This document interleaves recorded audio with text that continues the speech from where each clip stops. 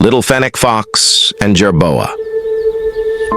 It was night in the desert. The air had cooled, and the scorching heat of the day was gone. Little Fennec Fox poked his head out of his burrow, his stomach rumbling. Tonight, he was ready for an adventure. Though he was still a cub, Little Fennec Fox was certain he would be a great hunter someday. "I'll catch my supper tonight," he told his mother proudly. "I have strong legs that help me run fast," he said to himself, stretching them out. He twitched his big ears and sniffed the cool night air. "My nose and ears are very special. I can hear a jerboa from 100 meters away. I can smell it too." Tonight, he decided he would catch a jerboa. "It will be easy," he thought, "because I am so quick." Meanwhile, on the other side of a sandy hill, a tiny creature with big ears was poking his head out of a small hole. Two bright eyes and a little nose appeared, followed by a pair of large, strong legs. It was Jerboa, looking around cautiously. "Am I safe?" he wondered. "Will anyone try to eat me?"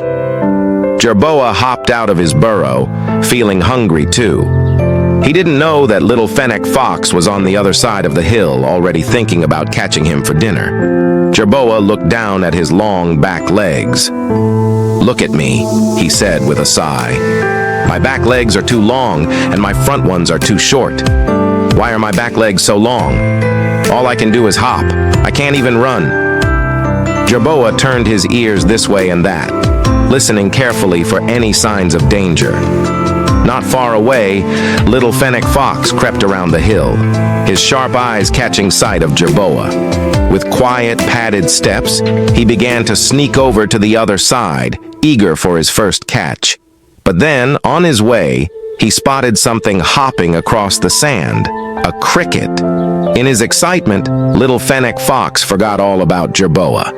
He pounced and gobbled up the cricket with a delighted "Yum!" But he was still hungry.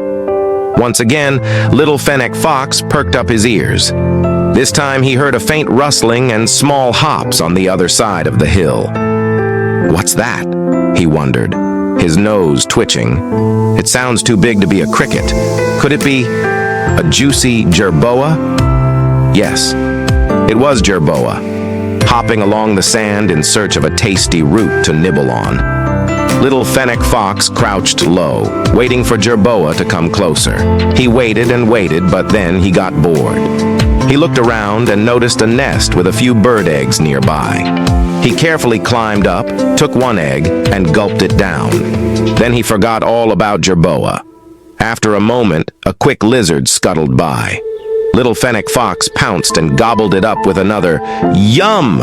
But even after all that, he was still hungry. "Oh, that's right, Jerboa," he remembered suddenly. He froze, sniffing the air once more. "I can hear him," Little Fennec Fox said, his heart racing with excitement. He dashed toward the sound, getting closer and closer with each step. Soon he was so close he could see Jerboa's big ears twitching. This was his chance. Little Fennec Fox opened his mouth, ready to snap Jerboa up. But just then, Jerboa's ears picked up the sound of paws skittering across the sand.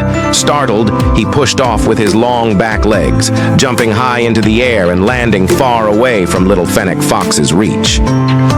Little Fennec Fox stopped and looked around, blinking in confusion. "What happened? Where is Jerboa? Where did he go?" Jerboa, watching from a safe distance, smiled to himself. He was glad he had such long legs. They could help him jump right over a fox's head. Happily, Jerboa hopped off to find a beetle to munch on for his supper, feeling proud and safe in his cleverness. And as for Little Fennec Fox, well, he had a lot more to learn about hunting in the desert.